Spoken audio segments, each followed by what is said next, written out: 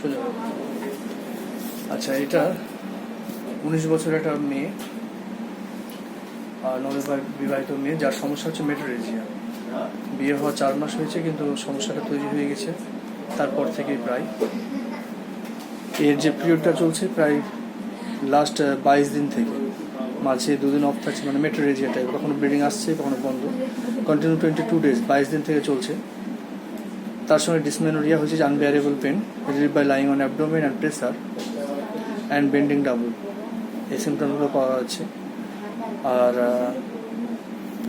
তার সঙ্গে হোয়াইট ডিসচার্জটা হচ্ছে কপিয়াস, তার সঙ্গে একটু ইচিং, এগুলো থাকছে। আর এর যে পাস্ট হিস্ট্রির মধ্যে পাচ্ছি যেটা মেন আর কি, যেটা সেই সময় একটু পিরিয়ড ডিস্টার্ব হয়েছিল, প্রায় 1 মাস কন্টিনিউ হয়েছিল, তারপরে বন্ধ হয়ে গিয়েছিল। এই সমস্যাটা মেনাকিত ছিল। এই জেনারেল সিমটমসের মধ্যে appetite poor, thirst poor, tongue dry, stool regular, urine normal, sound slip.